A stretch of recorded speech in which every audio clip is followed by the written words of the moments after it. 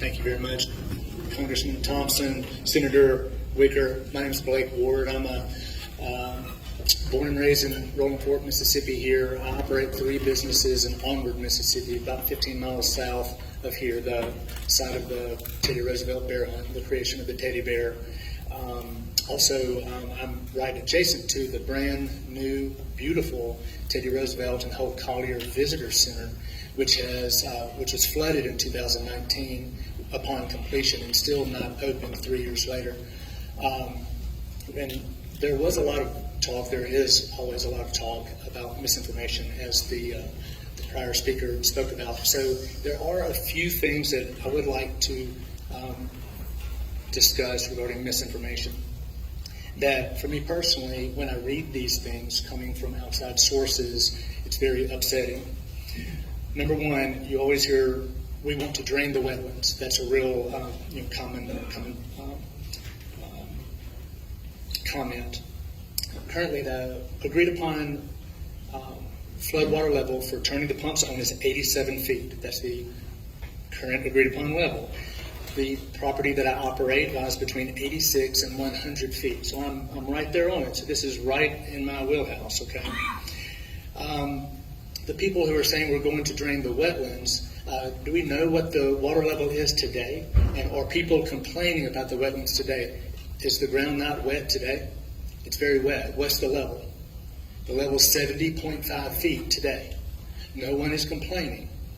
But you do complain that we're draining the wetlands when they're 87, 17 feet higher than today, and you're saying that that's bad, okay? Another comment, flooding is good for wildlife. Well, the last time I checked, deer, ducks, doves, squirrels, turkeys, raccoons, and birds, they don't live in the ocean. In 2019, we suffered 2 deaths. The woman had an unborn child as well, so 3. And around $1 billion in economic losses in 2019 alone. The comment that you hear is that the pumps aren't worth the money.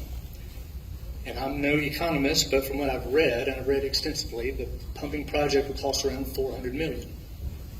And I'm not a mathematician either, but I figure we can pay for 2 pumping plants, 2 entire projects, with the economic losses from 2019 alone.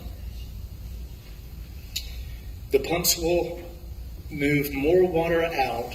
It's too fast, so we need to limit the size of the pumps.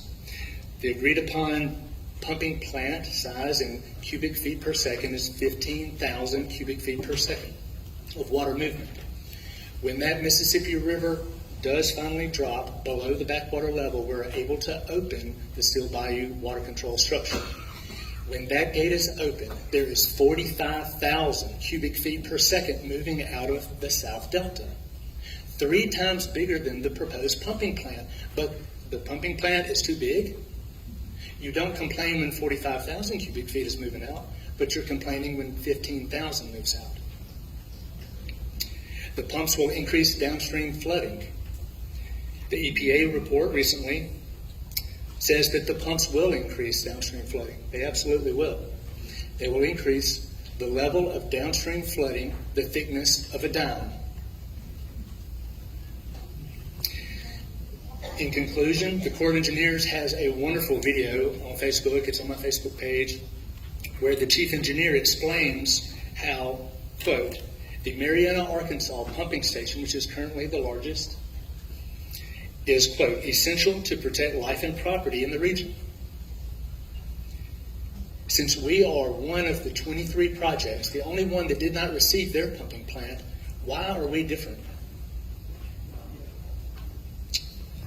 That's all. Thank you.